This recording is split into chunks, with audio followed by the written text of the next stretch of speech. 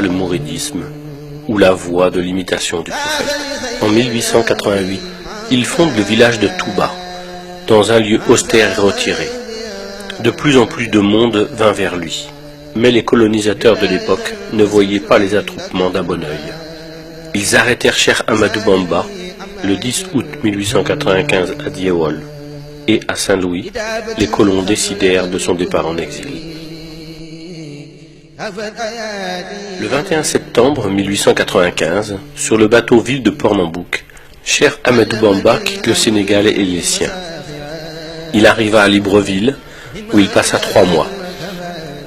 Puis il est envoyé dans des contrées austères, où règnent les moustiques et les maladies, au sud du Gabon, à Mayomba, où il déclara ceci: « Ô océan de Mayomba, témoigne que je suis l'esclave de celui qui pardonne les péchés, et que je demeure le serviteur de l'élu. » Il y passa 5 ans avec des militaires et des prêtres.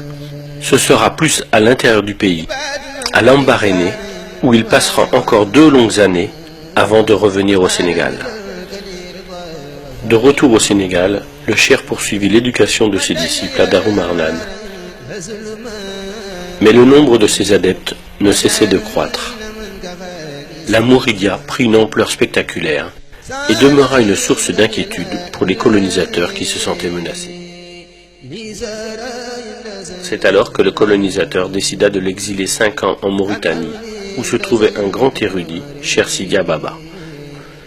Et le cheikh déclara ceci: « Je ne fonde pas mes espoirs sur le soutien d'un ami, ni ne crains l'attention d'un ennemi. Je suis entièrement confié à Dieu. »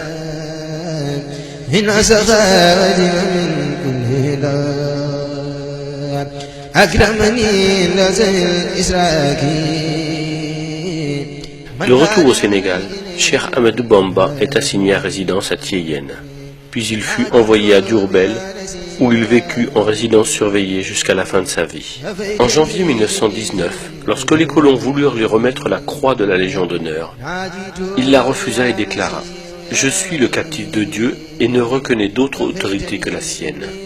Ma récompense incombe au donateur, qui est noble majesté pour le service que je rends à l'élu, qui est pourtant le donateur par excellence. »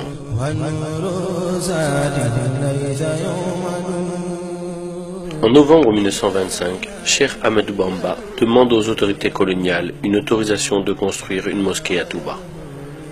Le 19 juillet 1927, Cheikh Ahmadou Bamba est rappelé à Dieu. Le conseil de famille désigna Cheikh Mouhamadou Moustapha, fils aîné du cheikh, pour la succession de son père. Le nouveau khalife fut chargé de la gestion des chantiers de la Mouridia, dont le plus important était sans conteste celui de l'édification de la mosquée de Touba. Pour mener à bien cette lourde tâche, son père avait loué les services d'un administrateur, en l'occurrence M. Tahiri, commandant du cercle de Thiès. M. Tahiri dilapida les fonds qui lui avaient été confiés.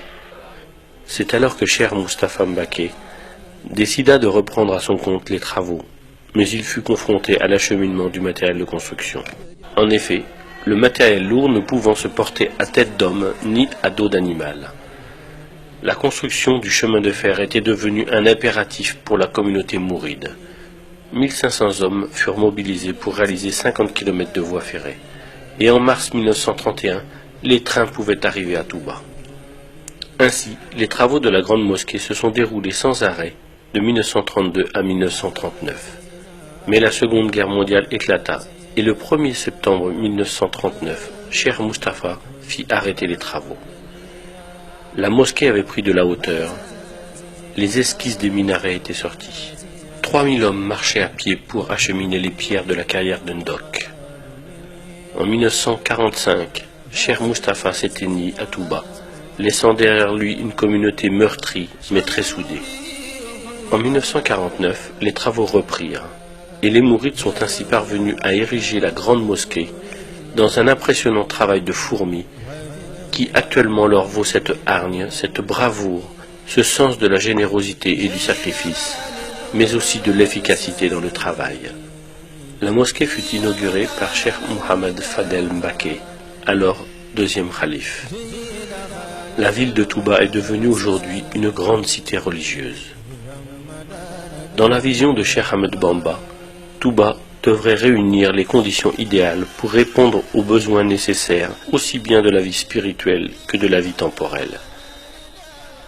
Alors, animé par sa conviction que seul Dieu pouvait lui accorder sa faveur de venir à Touba, il s'est adressé à lui sous forme de prière, et c'est uniquement à ce sujet qu'il a écrit son livre intitulé Matlaboul Fawzaini, c'est-à-dire Quête de la double réussite.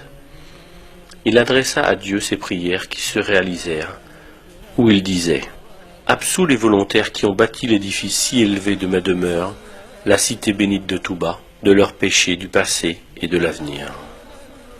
Fais que cette cité soit un lieu d'adoration de Dieu le miséricordieux et de rejet de Satan le banni. Faites de ma demeure, la cité bénite de Touba, un lieu où on plonge dans la voie de l'obéissance et de la tradition de l'envoyé.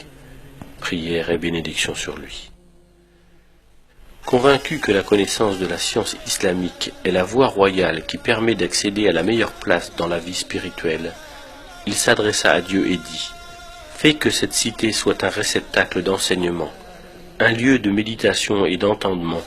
Fais qu'elle soit un lieu d'éducation et un magistère d'enseignement. » Dans le domaine du temporel, Cheikh Ahmadou Bamba avait bien compris que la réussite économique est un facteur déterminant dans l'accomplissement des obligations religieuses dans toute société, car elle assure sécurité et stabilité. Il disait « Fais que cette terre soit une terre de richesse, de sécurité, de miséricorde et d'abondance tout le temps. Favorise les habitants de Touba d'un bienfait en eau abondante, ruisselante et qui court à l'instar d'un ruisseau. Protège cette demeure du vagabondage et de la délinquance et de toute promiscuité.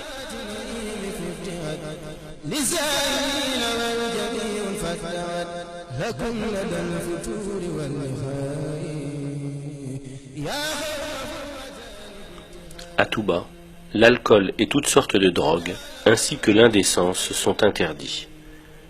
Cheikh Ahmadou Bamba disait « Protège quiconque aura consacré un effort dans cette cité, y aura effectué une visite, et pardonne-lui ses péchés. » Ainsi, chaque année, Touba enregistre plus de 3 millions de pèlerins, surtout pour le Grand Magal de Touba, qui commémore le jour du départ en exil au Gabon de Cheikh Ahmadou Bamba. Le Grand Magal est une action de grâce. Cheikh Ahmadou Bamba disait « Quiconque te rend visite pour solliciter tes biens, comble-le de faveur et de bonté si tu es riche, mais ne thésaurise jamais ta fortune par crainte de pauvreté. C'est Allah le Très-Haut qui t'a offert cette richesse. Si tu la dépenses délibérément pour son amour, il te restituera tout ce que tu auras dépensé. » Pour la lecture du Saint-Coran, Cheikh Ahmadou Bamba disait « Quiconque veut parvenir à proximité d'Allah doit lire le Coran sans jamais l'abandonner. Celui qui veut, dis-je, obtenir l'agrément d'Allah doit lire et méditer le Coran. » Masalik. Et pour l'éducation coranique, de nombreuses écoles, aussi bien à Touba que dans le monde entier, ont été bâties et prochainement, une université verra le jour.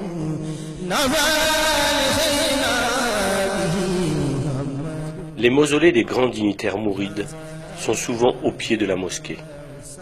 Ainsi, après une prière pour honorer le fondateur, les mourides prient en hommage aux successeurs de Cheikh Ahmadou Bamba et de la famille. Touba, créé en 1888 par Cheikh Ahmadou Bamba, a grandi après sa mise en terre en 1927.